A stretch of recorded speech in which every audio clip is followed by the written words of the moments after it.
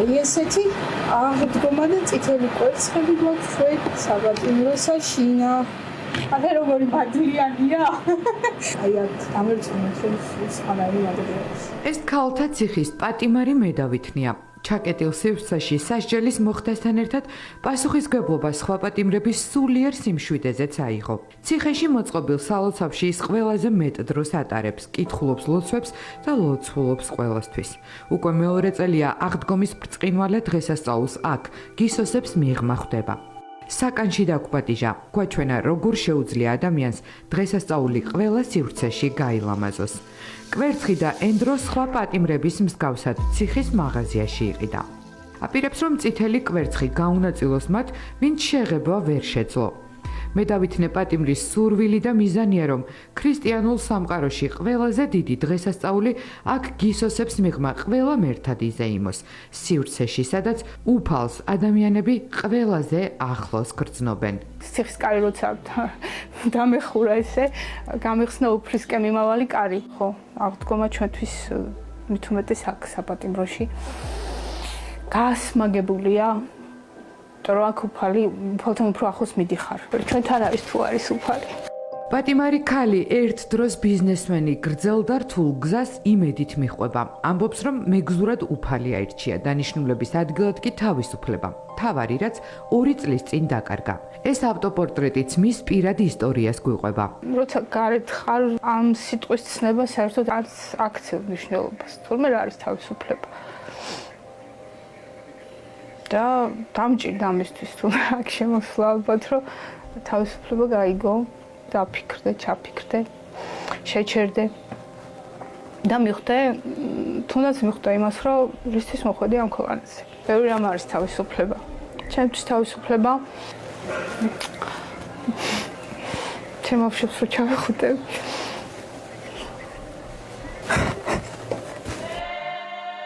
სევდას მალევე ცვლის სადღესასწაულო განწყობა. აღდგომის დადგომამდე სულ უფრო ცოტა დრო რჩება. წითელი კვერცხები ციხეში მოწყობილ სალოცავში მიაქვს.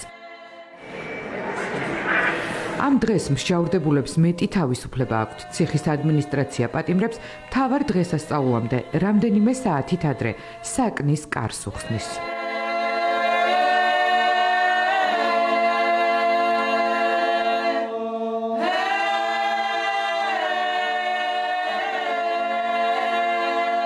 ეს სააღდგომო სუვენირები ქალი მსჯავრდებულების დამზადებულია.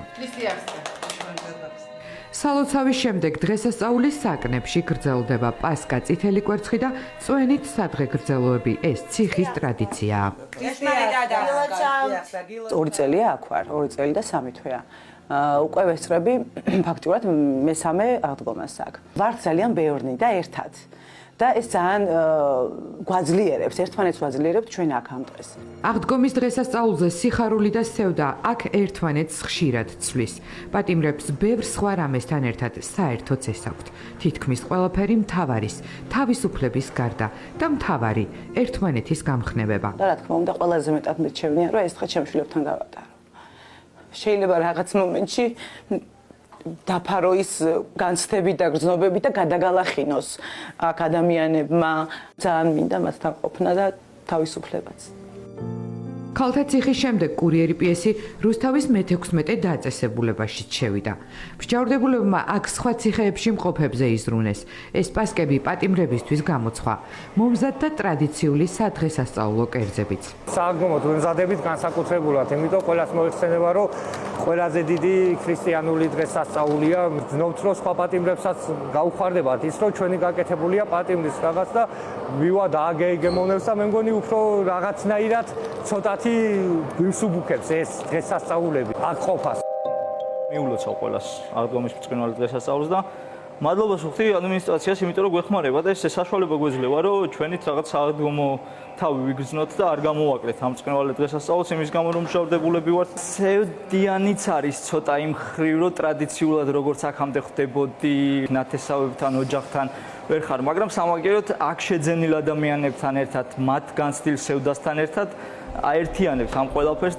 დაწესებულების სახელოსნოში ოჯახის წევრებისთვის საღდგომო საჩუქრებიც დამზადდა, მათ შორის სპეციალურად რუსთავი 2-ისთვისაც. ხეზე ნაკვეთი აღდგომის ხატი კი პატიმარმა ერთ-ერთ ეკლესიას გაუგზავნა. კურიერი პიესმა გრძელვადიანი პაემნების ოთახიც გადაიღო. ამ სივრცეში მსჯავრდებულები განსაკუთრებით სადღესასწაულო დღეებში ოჯახებთან 23 საათს ატარებენ. ეს კი საკანია, სადაც ბრწყინვალე აღდგომის განწყობა იგრძნობა. ჯეჯილიც თავად დათესეს. ამით ჩვენ ცოტა უახლოვდებით ამ დღესასწაულს, ადამიანი იწყებს გასოცხლებას. და მე ვთხოვ ღმერთს, რომ ყველა ადამიანს შემოსული იყოს ეს სიცოცხლე, სიბნელეზე სინათლეს გაემარჯვოს. მე ვფიქრობ, რომ ყოველი დღესასწაული ჩვენი განთავისუფლებთან მიახლოვება არის და ჩემი ნატურას იქნება ღმერთისადმი, რომ და ყველას ვინც ამაში მონაწილეობას იღებს, რომ დაუბრუნდეთ ჩვენ ოჯახებს. ახლა კი ლოცვის დროა. პატიმრები აქვე მოწყობილ სალოცავში იკრიბებიან, სადაც თითქმის ყველა ხატი მათი დაწერილია. საღდგომო საგალობელი ამ კედლებში განსაკუთრებული გრძნობით სრულდება.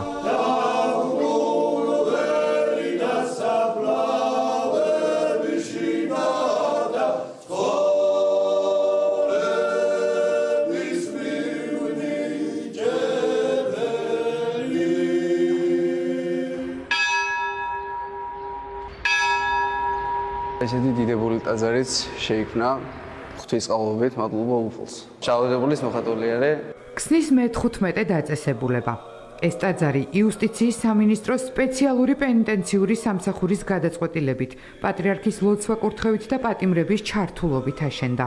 მსჯავრდებულები ეკლესიის ეზოს განსაკუთრებულად უვლიან. მებაღეობაც აქ ისწავლეს. სააღდგომო სამზადისი აქ უფრო მასშტაბურია, რადგან დაწესებულებაში ბევრი პატიმარი ცხოვრობს.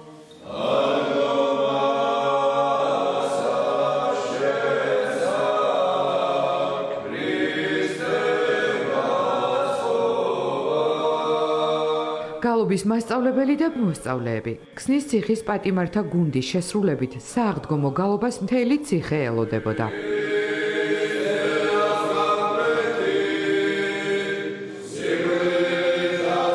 როდესაც გალობა უფრო მეტი ინტერესიც არის პატიმრების მხრიდან, რომ პირველ ლოცვას დაესწრო. აღდგომის დღესასწაულთან დაკავშირებით განსაკუთრებული მზადება მიდიოდა. ბევრი პატიმარი იყო ჩართული ამ საქმეში. ასაკით ყველაზე პატარა მგალობელი ლუკაა. სანამ ციხეში აღმოჩნდებოდა, განსხვავებული ცხოვრების წესი ჰქონდა. ახლა კი ყველაზე დიდ დროს ეკლესიას უთმობს და ცდილობს ამ გზაზე ბევრი მეგზური ჰყავდეს. აქაურობა მე დამაფიქრა თუნდაც იმაზე, რომ ოჯახზე მეტად თუ და ვიზრუნო, ვიდრე ვზრუნავდი. და იტალიაში მყავს, რა თქმა უნდა, ეხ თავისული როგორ ენატრევა, მე საქედან როგორ არ უნდა გენატრევოდეს, ეხა ლოგიკურია. ვცდილობ რომ არ ვანერვიო. ყველა პატიმრას უსურვებ, რომ ეს განსაცდელი თავის სასიკეთოდ გამოეყენებინოს, ადმინისტრაცია მაგის პირობებს ყველაფერს გვიქმნეს. ახლა კი პატიმარ ბერზე გიყვებით, რომელიც მონასტერში რამდენიმე წლიანი ცხოვრების შემდეგ გისოსებს მიღმა აღმოჩნდა. ქსნის ციხის მგალობელთა გუნდში ის ყველაზე გამოცდილია. პატიმრობის ძირითად დროს მსჯავრდებულებთან საუბარში ატარებს. საგალობლებთან ერთად მისი საკნიდან ხშირად ისმის ხალხური სიმღერის ხმაც. ბერის საინტერესო წარსულით და უცნაური აწყვეთი გისოსებში ნაპოვნ მეგობრებზეც გვიყვება. ძალიან ბევრი სიახლე ვნახე აქ რა, იმდენი ადამიანი ვნახე, რომელსაც გულში აქვს ის სიკეთე, ღმერთის სიყვარული, სარწმუნოება და ალბათ რაღაცა სხვადასხვა გარემოებებში გარეთ როცა იყვნენ, იმდენად ვერ ამჟღავნებდნენ და აქ ბევრს მაგის საშუალება მიეცა. ულოცავ ყველას აღდგომის დღესასწაულს და აი ამას უსურვებდი, რომ ჩემიდან დაწყებული ყველას ვქონდეს ეს სიხარული და სიმშვიდე. ლოცვაში არის ესეთი მღვდელი რო ლოცვას იწყებს შვიდობით უფლისა მიმართ ვილოცოთ და მეორე ის არის ზეგარდამო მშვიდობისათვის. აი მშვიდობას ჩვენ ცხოვრობთ და ზეგარდამო მშვიდობა არის ღვთისგან რომ მართლა მადლი მოდის და ადამიანი მშვიდება და შინაგანად უხარია და ჩვენც გვაქვს ხოლმე რაღაც მომენტები გვიხარია. აი აქ პატიმრები ვარ და გვიხარია. თან გვიყვირს ხოლმე რა გვიხარია, მაგრამ ღვთის მადლი ისე გვახარებს და გვანუგეშებს, რომ აქაც შეიძლება ადამიანი რომ გახარებული იყოს. ასეთია მსჯავრდებულების ყოფა და აღდგომის ბრწყინვალე დღესასწაული, მონანიებით და თავისუფლების იმედით სავსე გარემოში.